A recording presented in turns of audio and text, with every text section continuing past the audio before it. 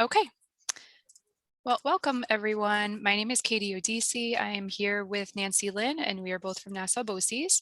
And today we are going to be covering creating a professional learning culture based on SEL. Today's session, as well as a bunch of other sessions that Nancy and I are working on, as well as a few other professional developers, are all part of a federally funded grant. So New York State was awarded funds from the US government to support the sudden shift to remote and hybrid teaching and learning that educators needed to make. Together, throughout New York State, different BOCES have come together to form what they've called eTeach New York. So we're basically a coalition of education partners, and we've come together, and the initiative that we're working on is called Teaching in Remote Learning Environments, or TRLE. And basically anything that's tagged with TRLE on my learning plan. So if you're searching on my learning plan with those letters, it will show you everything that's related to this grant. And although today's session is in connection with social emotional learning, we are also focusing on 5 additional areas, including students with disabilities, families as partners, culturally responsive education, ELs, and shifting to online learning. And within each of these focus areas, we have like 6 sessions that we're running for each of them. So feel free to come to any of these. They're all completely free. They all earn you CTLE hours, and it's open to all educators. So you can always pass the word along to educator friends, anybody from subs to superintendents. We've had all different people attending our trainings. Okay, so that being said, we're going to get started with this, the focus today, again, the SEL, promoting that professional culture. So just going over some norms, some general best practices. So we're all going to agree to see and consider diverse voices, ideas, and perspectives, embracing a mindset that promotes your own and each other's learning, and looking for opportunities to show gratitude and celebrate with colleagues. So these are just kind of general best practices when we're working in a professional environment. And of course, norms can also work in classrooms, and they should exist in classrooms as well as just kind of general guidelines for how to be as a group together. So what it'll look obviously very different for pre-K kids versus high school students, but these are often best they come about best when the student input is involved as well, having the conversations together as a group. Since we're limited on time, we're kind of giving these to you, but obviously working with your students to develop these is always much more effective and meaningful to the students as well. So our long-term target throughout these TRLE sessions, and especially the ones that are connected to SEL, is to build the capacity of teachers and educational leaders to effectively integrate SEL in remote and hybrid learning environments for all students. And as Nancy and I and the other professional developers have been working on this grant, again, it came kind of as a response to COVID and as a response to everybody kind of either being remote or hybrid. And it seems that we're kind of emerging, out of that right now. And hopefully in September, we'll have most of our students back face-to-face in the classroom. So even though, again, this is, developed in response to that, all of this is kind of just best practices. So even when you're back face to face with your kids, hopefully, this will help support you no matter your teaching environment. Okay, so to get started, we just wanted to introduce to you the SEL Signature Practices Playbook. So this was a tool to support systemic SEL, and it was developed by CASEL. So CASEL is kind of the leader in defining and providing resources for social emotional learning. And CASEL stands for Collaborative for Academic, Social, and Emotional Learning. And basically, they have 3 signature practices that really, again, anybody from pre-K up to high school to, professional learning groups, PLCs, colleagues working collaboratively, having professional development sessions like this. These 3 kind of practices that can be integrated into your, your meeting times together. So I'm going to quickly just share with you this link. I'll put this in the chat for you. And this is a downloadable resource. And basically, it includes for you examples of how to implement those 3 signature practices. So on your own, you can access this, you can save it to your drive, or you can download it. And again, it's just going to kind of go through for you practical, actionable ways that you can then implement those 3 signature practices. And those 3 signature practices, the first one is welcoming inclusion activity, engaging strategies, and optimistic closure. So really kind of integrating those 3 practices in your sessions, whether it's working with students or with adults. And really the reason why we are highlighting these today is because for today's session, again, we're focusing on promoting this professional culture of learning. And when these practices are implemented, they're promoting essential elements of an equitable learning and working environment. So we're going to be looking for these kind of 3 main things: equity of voice. So making sure that all participants are able to comfortably speak, everyone feels heard, everyone is given a chance to share. Inclusion, so encouraging all levels of participation, whether that's written, whether that's speaking, whether that's using nonverbal hand or body signals, different levels and ways that people can participate. And finally, collectivism, so making sure that everyone is engaging and contributing to the experience for the good of the group. So I just took a screenshot of some examples of what these 3 signature practices look like. So at the top here, you can see welcoming inclusion activity, routine, or ritual, and they give us some examples here. So smile warmly, greeting each person by their name, whole group greeting activities, morning circles, interactive do nows. So those are some examples of that welcoming and inclusion activity, that first signature practice. And then the second one is engaging strategies. And here's some examples here: think, ink, pair, share, clock partners, private think time, mindful brain breaks. And finally, optimistic closures. And they're noting it's not necessarily a cheery ending, but rather highlighting an individual and shared understanding of the importance of the work and, highlighting the sense of accomplishment and supporting forward thinking. So I wanted to show you this just so you have an idea of what what those signature practices mean. And I really just wanted to take a moment to stop and just ask you where do you see these elements that we're kind of focusing on, this equity of voice, inclusion, and collectivism? Where do you see those elements embedded in those practice activities? And if you have your own examples that you'd like to speak to, of course, that's welcome as well.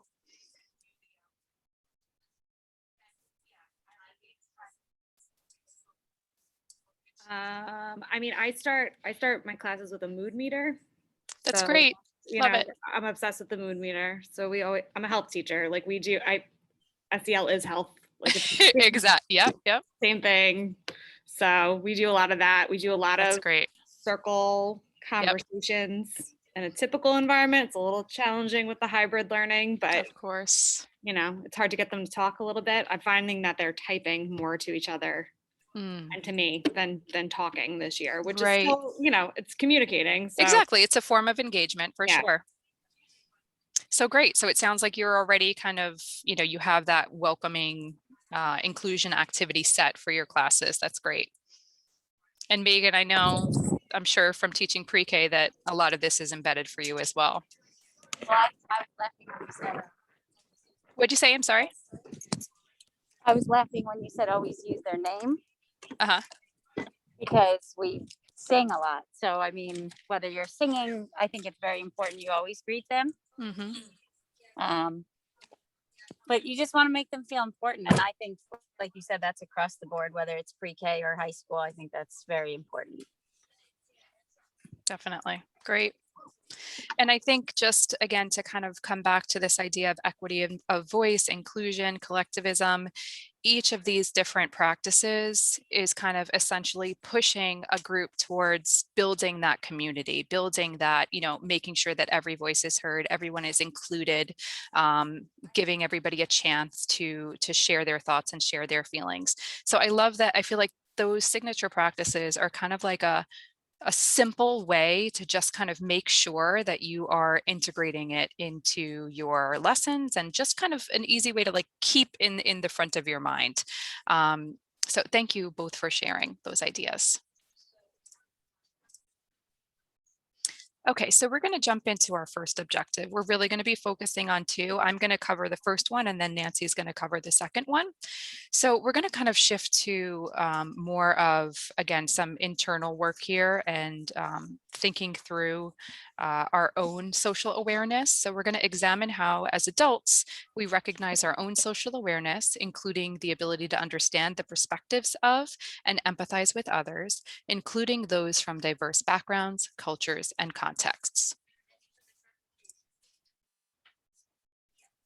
So first thing I want us to understand is this idea of cultural humility. And I have this nice visual here to kind of compare it to the idea of cultural competence. So the way that this is kind of framed here for you really is like a pyramid. So it's kind of working through these levels that kind of with some internal reflection and internal work, you're kind of working towards reaching the top of that pyramid. So the idea first is gaining some cultural competence. So really developing, that self-awareness. What is my culture? How does it influence the ways I view and interact with others? Then it's gaining some knowledge of other cultures. So cultures outside of your own. So thinking through and learning and actively engaging and seeing the strengths that they have, and just more deeply learning and understanding cultures and by that perspectives other than your own.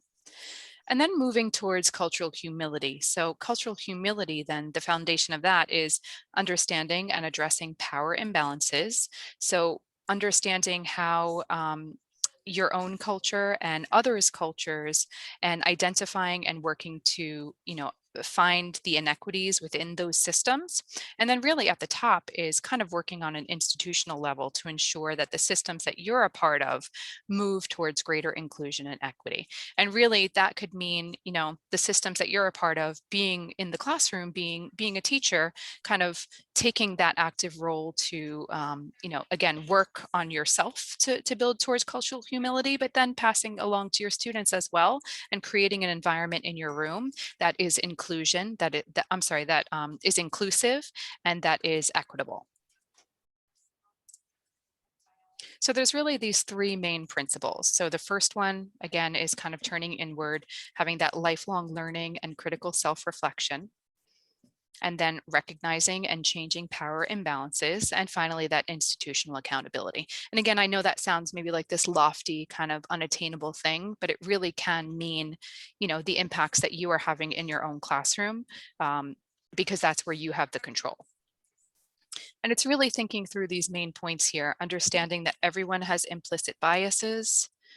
Other stories may be first. So what you created your background from, the movies you're exposed to, the books that you read, the experience that you've had. Realizing that you, as well as individuals, are more than one story, more than one narrative that may be told. The importance of of having exposure to different perspectives. And really then understanding, again, looking inward, understanding that everyone is vulnerable to implicit bias. So we're going to watch a quick video here that kind of really brings to life this idea of cultural humility.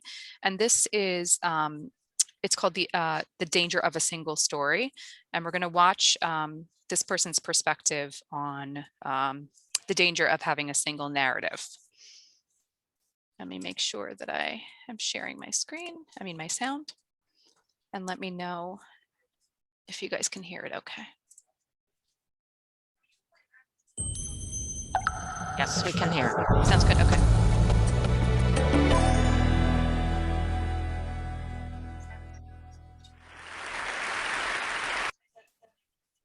Oh, sorry. I'm a storyteller, and I would like to tell you a few personal stories about what I like to call the danger of the single story. I grew up on a university campus in eastern Nigeria. My mother says that I started reading at the age of 2, although I think 4 is probably close to the truth. So I was an early reader, and what I read were British and American children's books. I was also an early writer, and when I began to write at about the age of 7, stories in pencil with crayon illustrations that my poor mother was obligated to read, I wrote exactly the kinds of stories I was reading. All my characters were white and blue-eyed. They played in the snow. They ate apples. And they talked a lot about the weather, how lovely it was that the sun had come out.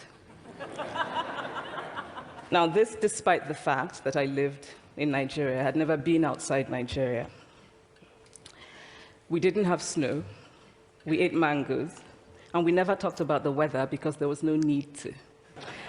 My characters also drank a lot of ginger beer because the characters in the British books I read drank ginger beer. Never mind that I had no idea what ginger beer was. And for many years afterwards, I would have a desperate desire to taste ginger beer. But that is another story. What this demonstrates, I think, is how impressionable and vulnerable we are in the face of a story, particularly as children. Because all I had read were books in which characters were foreign, I had become convinced that books, by their very nature, had to have foreigners in them and had to be about things with which I could not personally identify.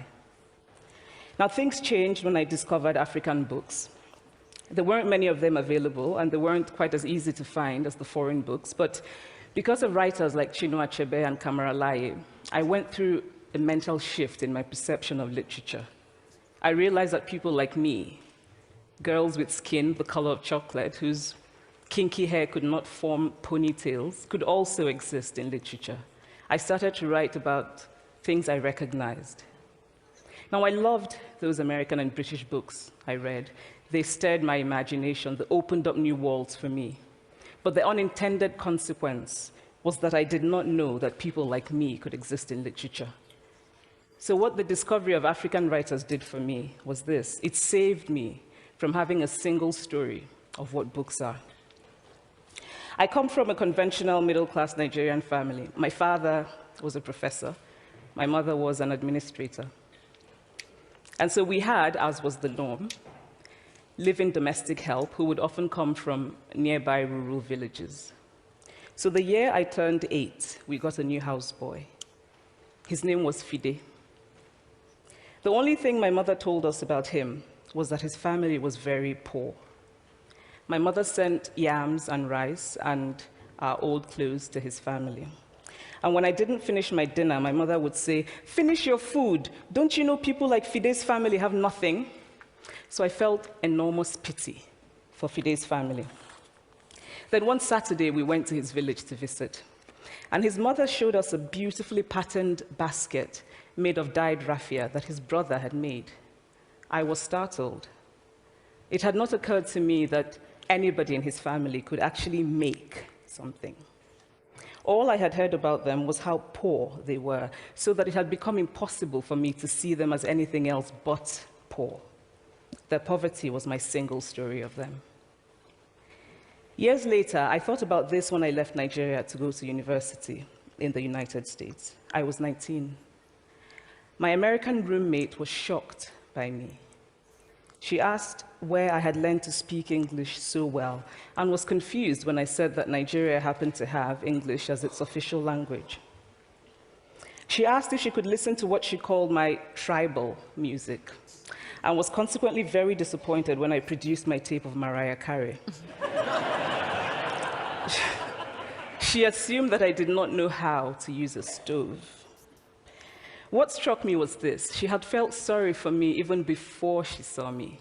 Her default position toward me, as an African, was a kind of patronizing, well-meaning pity. My roommate had a single story of Africa, a single story of catastrophe.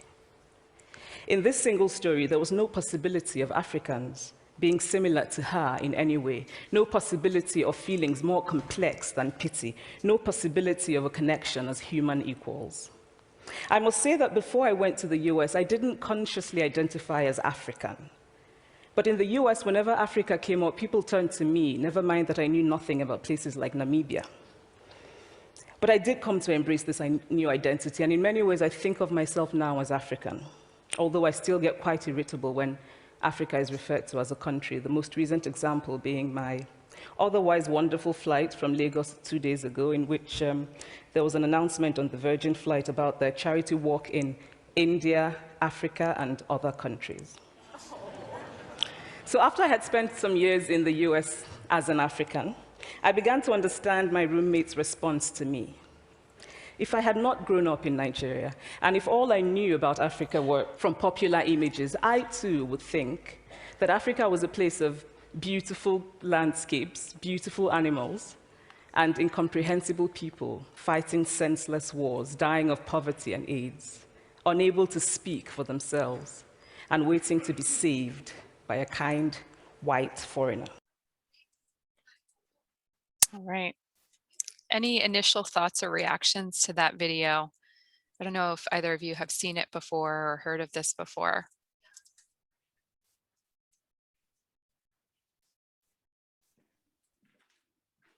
I think it's very eye-opening. I liked how she gave examples of the types of books that she read, and I never really thought about that. So I can certainly relate to that being a pre-K teacher, how much it can affect young children. Right, and the importance of, you know, having that variety, right? So it's not just having the single story of maybe just, you know, the white kids in the book having, you know, going skiing, those type of things where it's just that kind of single narrative. Yeah, I think that that was a very interesting point for sure.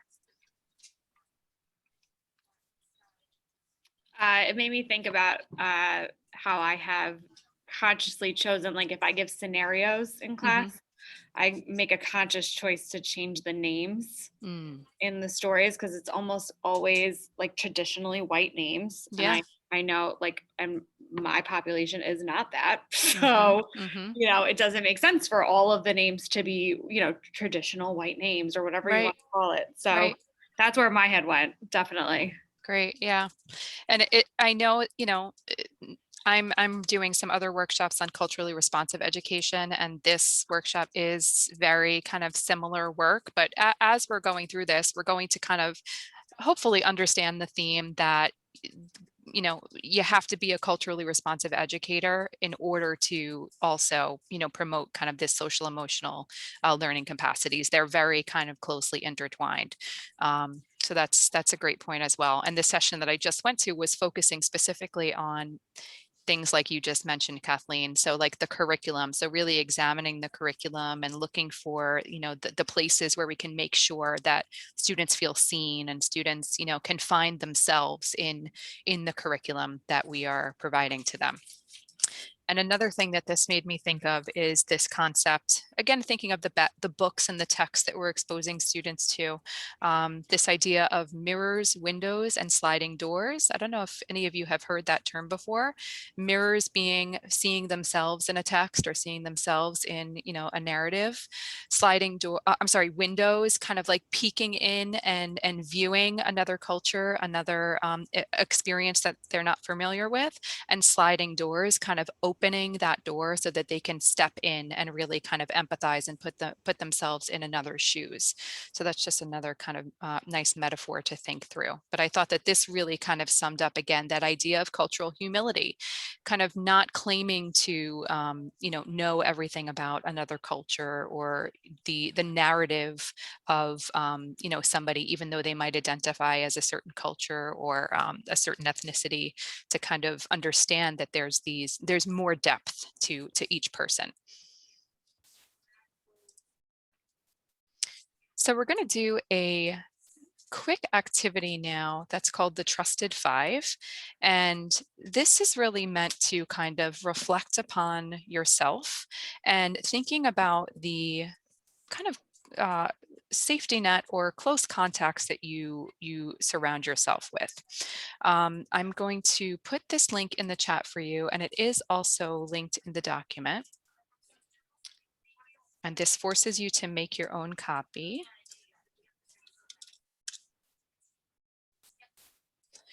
And basically, what we're asking you to do now is to reflect upon 5 people who are close in your life. And Nancy, I think we said we're not going to do family, right? We want you to try and identify friends that you would say are in your kind of close circle that, you know, you trust, that you feel that you can have open conversations with them. And it's okay if you can't think of 5 people. I know that sometimes it can be hard, you know, when we start to examine our friendships and maybe the community that we're in, and it's okay if you can't get to 5, but just take a minute to reflect upon that and think about 5 or less people in your life that you trust. And then if you make a copy of this, again, there's certain headers there at the top for you to reflect upon. I'll show you here. Hopefully you're able to make your own copy, putting either their initials or their first name, and then their gender, their age, their race, their sexual orientation, whether or not they have a disability, and their marital status. So I'll give you a moment to fill that out. And then we are just gonna reflect, really.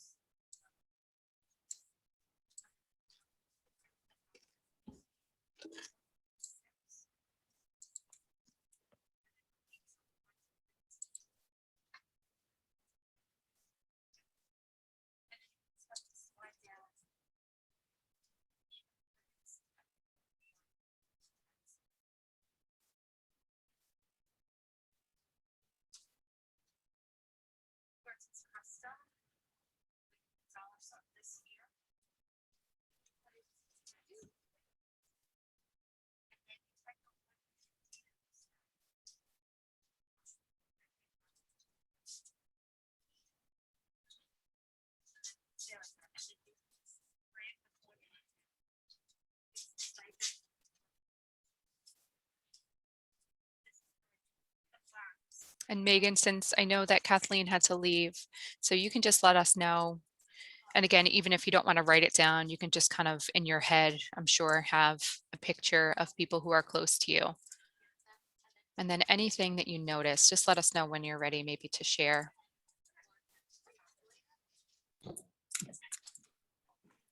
Sorry about that. I was trying No, to that's okay. do the Google Doc on my phone and it was giving me a little trouble. Oh, okay. Do you want me to just show you the headers? I was able to pull it up. I have it here. Oh, okay, great. Gender. I just wasn't able to edit the doc for some reason. Oh, okay. So even just if you don't want to fill it out, if you want to just kind of think through maybe some close friends and just thinking through, and if you notice any trends or just anything. Yeah, as soon as I looked at it, to be honest, the trends would definitely be, I would say, similar in age, and then similar gender.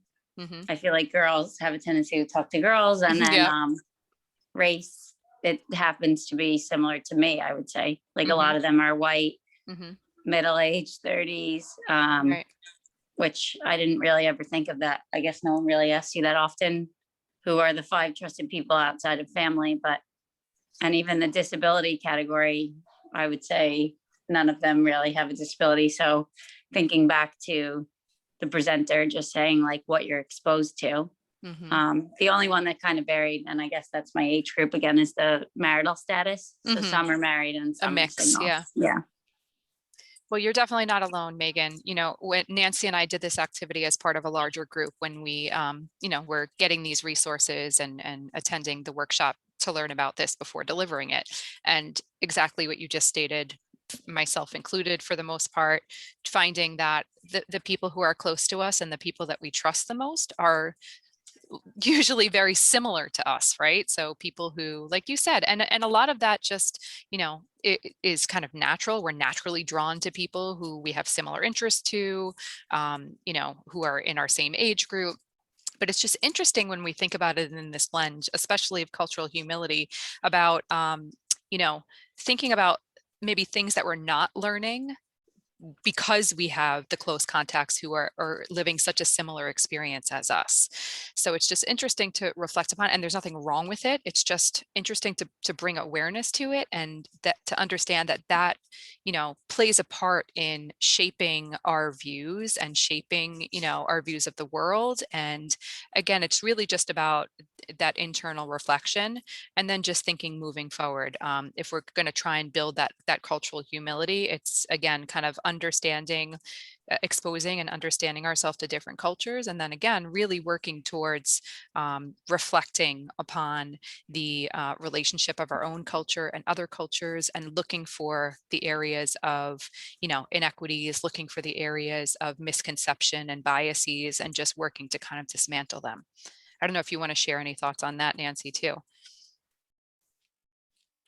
Well, for me, actually, the trusted five that aren't family was very diverse. They were all different ethnicities, which doesn't surprise me. I'm always very inclusive. So yeah, I mean, for me, I always surround myself with a very diverse group. And I think initially when Nancy and I did this, a lot of people included family at first, and I think that's what you did too, right? At first, Nancy? When I did the when you activity as part of the TRLE, no, I didn't include family. Oh, okay. I think it was mixed amongst the participants, because then we had the conversation. If you did choose your family, then Right, of course then they're similar, more likely to be similar to you. Yeah, exactly. So regardless, it's just an interesting activity, and I think it just kind of again brings about that element of self-reflection and turning inward, and just noticing. Really, there's nothing right or wrong with it. It's just a noticing activity. Okay, so I'll take it from here. Let me.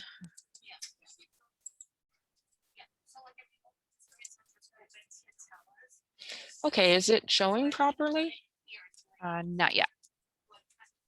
Let's see. Try again. And then share sound.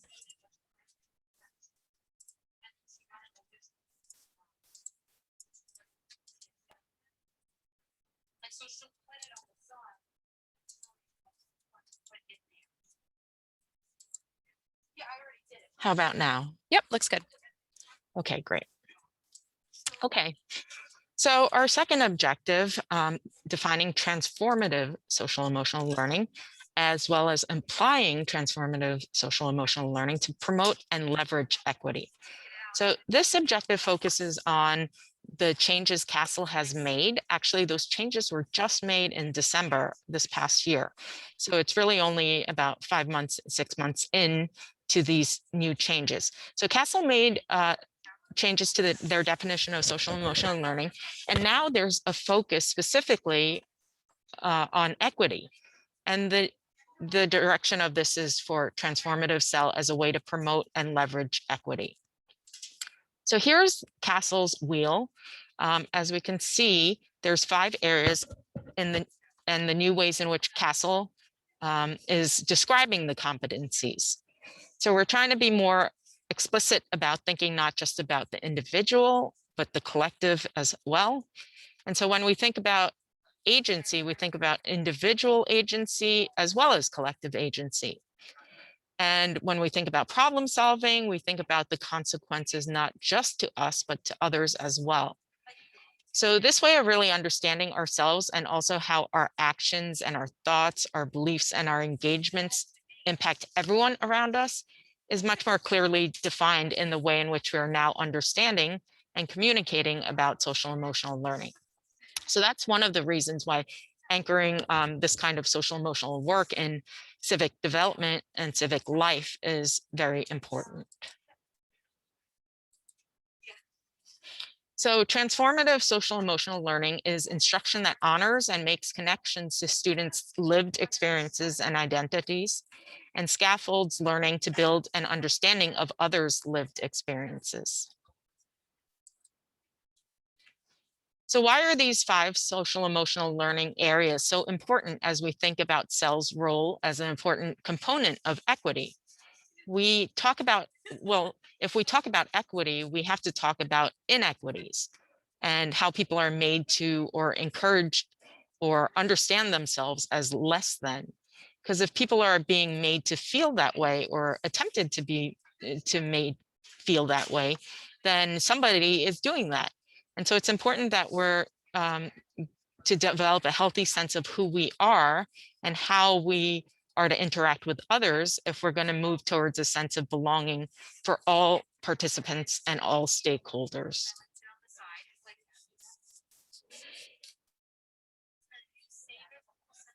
So I'm going to play this clip. We believe that there is no system more important than education to fighting against racism. And we believe that our work in social and emotional learning must actively contribute to anti-racism. SEL has the potential to do a lot of things. It has the potential to help people move from anger to agency and then to action. Understanding and processing issues of affect, and in today's moment, it's anger. People feel a lot of anger, and rightfully so. And moving that emotion to agency, to speaking truth, to finding and sharing your voice, and ultimately to action, to executing on goals, to having the moral courage to act in the face of challenges, including enormous challenges of racism, irrespective of the color of your skin. These are all really important things that matter. And we see SEL as a tool for anti-racism. We also know that the education system itself needs transformation. It needs to support all children and adults in building on their interests, helping to create. Okay, I'm going to stop. Oops. Oh, I want to pause this. Yikes. Where's my pause button? Okay, there we go. Before we go on to this next clip, any thoughts you have about the SEL connection with anti-racism, the new wheel design, and the emphasis on that? I think it's very important, and we actually add Choose Love to our curriculum. So at least every Friday we read an SEL book to the kids, just to, like you said, give them an idea. And I think it's just eye-opening how much it can really affect them. Absolutely, because in order for students to be able to be comfortable with different cultures and different environments, they need to be exposed to that, whether that's through literature or through talking about it, or through even just, you know, if the classroom itself is diverse. So in the event a classroom isn't diverse, then certainly incorporating literature from different cultures is an important way to acclimate students to different cultures. Okay, this next video clip, it's pretty interesting because for me, at least when I first saw this, it was really eye-opening to see actual, you know, like a physical distancing in terms of what we're talking about in terms of equality, equity, and where race plays a role. So I'm gonna hit play. The winner of this race will take this. It's a $100 bill. Before I say go, I'm going to make a couple statements. If those statements apply to you, I want you to take 2 steps forward.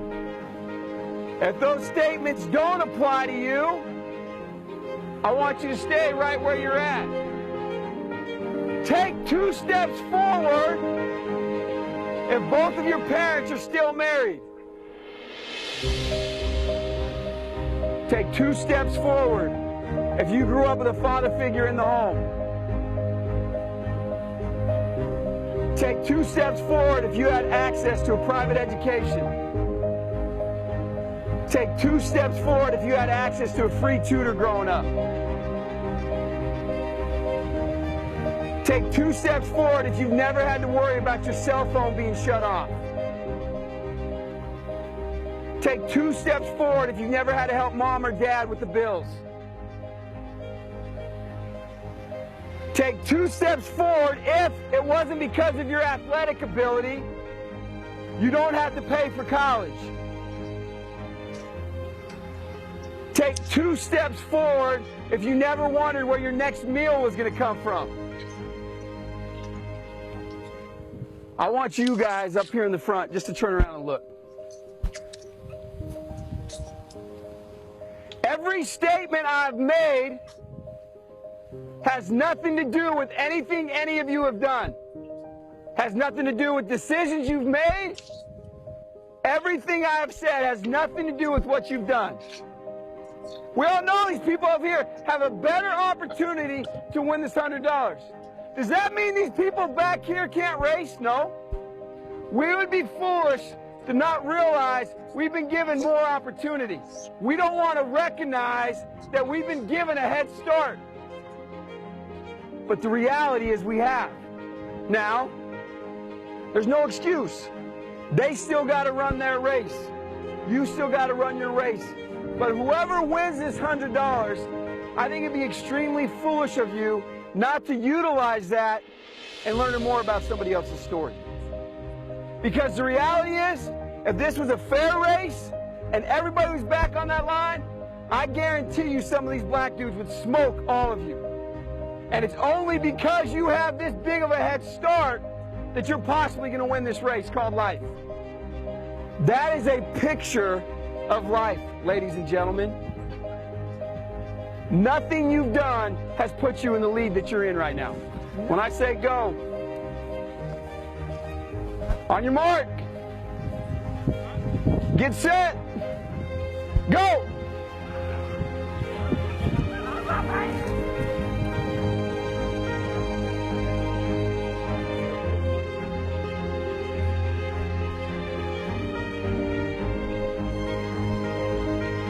If you didn't learn anything from this activity, you're a fool. So any thoughts or comments you want to share? I like the visual aspect of it, to be honest, to actually see them step and the aerial view that they gave. It's sad. I mean, you don't know everyone's story. You don't know what they're going through. Like you said, they didn't choose to make these decisions, or what happened to them wasn't necessarily because of them, but it affected them. And like you said, they're kind of at a disadvantage. And I hope it makes the other people realize how fortunate they are. Yeah, I also was really impacted by the aerial view of it, because you could see how, 2 steps forward eventually over time leads to, giant amount step forward. And so, the idea of what is equality and what is equity. I'm sorry. Here are some discussion prompts, perhaps, we can consider, like in terms of our own classrooms as well. Who are those that are given a head start and who isn't? What are factors beyond our students' control that work against them, and where does one's race play a factor? And then, do you see examples of de facto segregation today? De facto meaning it just is the way it is, as opposed to, de jure meaning by law. So de facto segregation is more of what we see today. And do you see examples of that in school or locally? Any thoughts on any of these questions?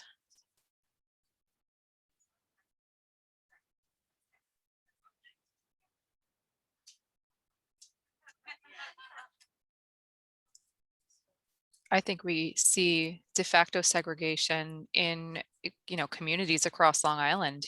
There's just the way that the lines were drawn for the different districts and for different communities and towns.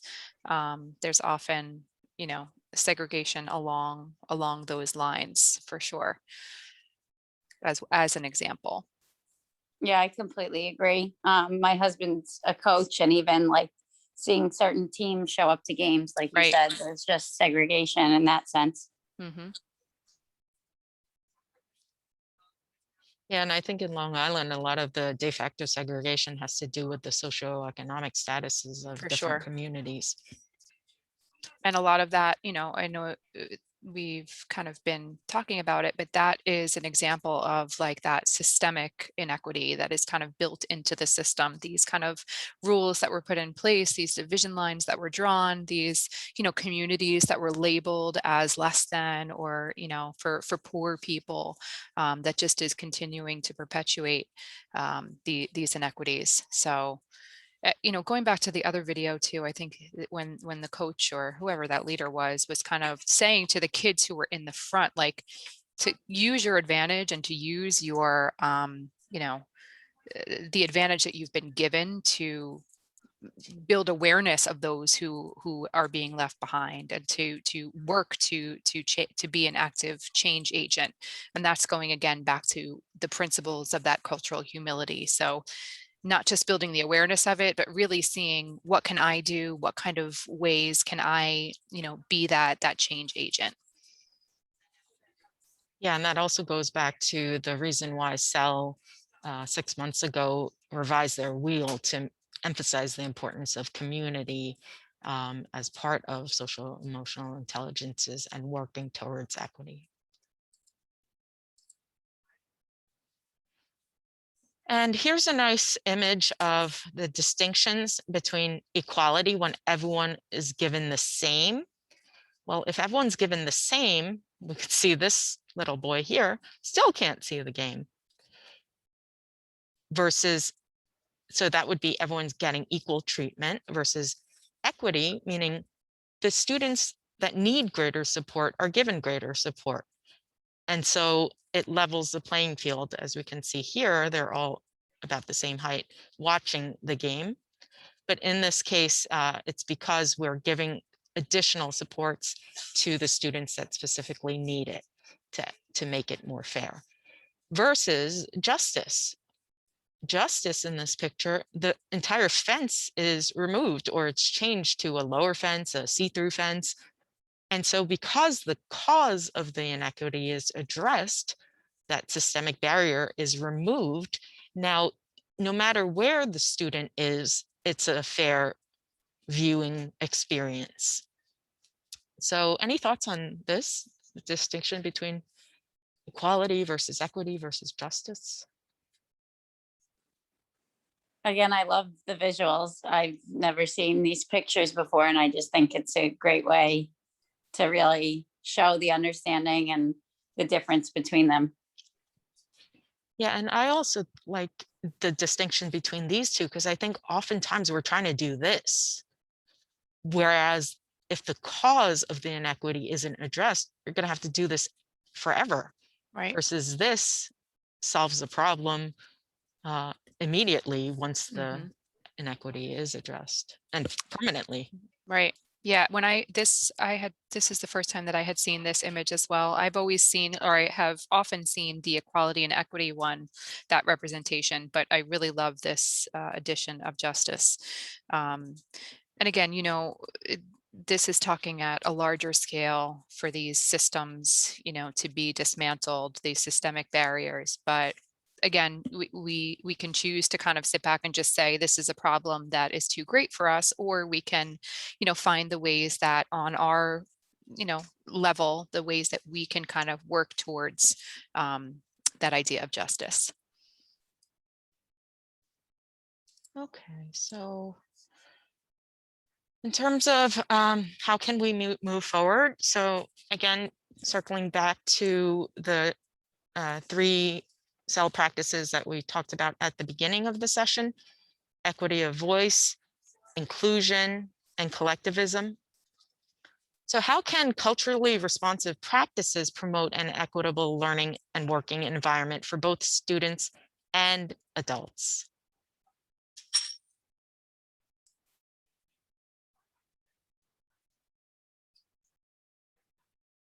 I think that wraps itself back to this, right? If we are including different perspectives, if we're allowing everyone to share their voice, then as a whole, all of us then encounter a more equitable learning and working environment.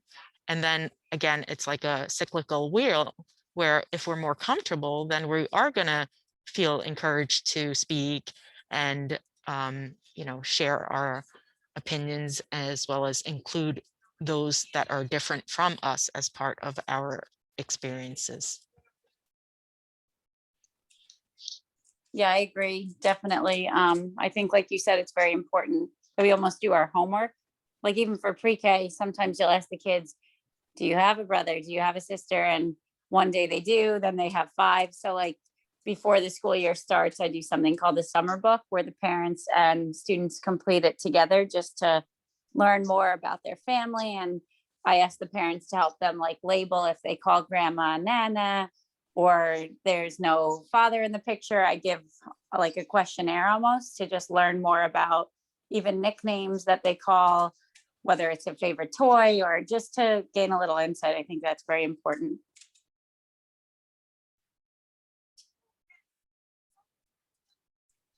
I love that idea. It's a great way to just get to know your kids, and then, you can use what you've learned about them to make them feel more, included, and to expose again all of the students to all of the different, family situations that each of the kids may have, and the nicknames and everything. It's just builds that sense of exposing everybody to things that are different from them, as well as to making everybody feel like they belong and that they're sharing a piece of themselves. So that's great. Absolutely.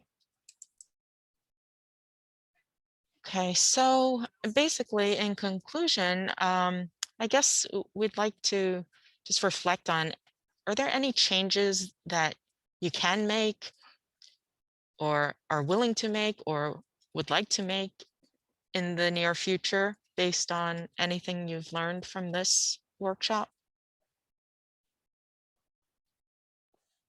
I just think it's eye-opening and just makes me aware that it's always important to be a reflective practitioner. Like there's always room for growth. There's always room for improvement. And I think even more so this year than ever, being that sometimes you have to be remote, sometimes it's in person. Like you can still build relationships with families, even if it's over the computer. I just think it's very eye-opening with the videos and the visuals, like I said. Just you don't know what people are going through about their background. So I think, like I said, it's our job to find out more about everyone and about the community we work in. And I thought it was really great. Thank you.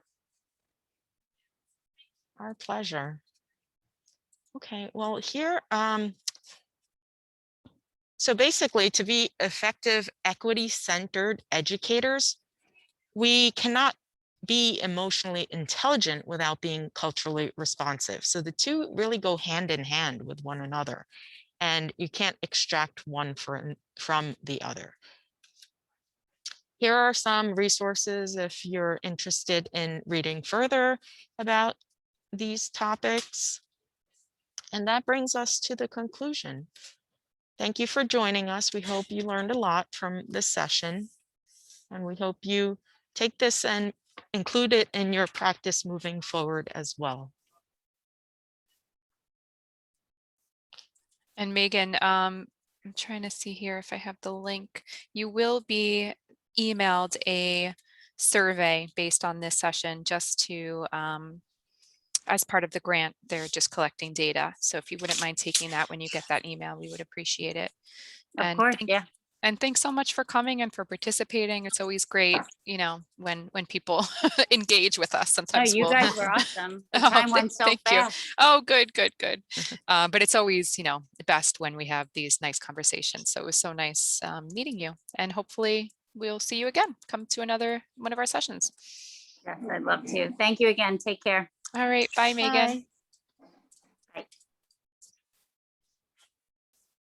Bye, Nancy.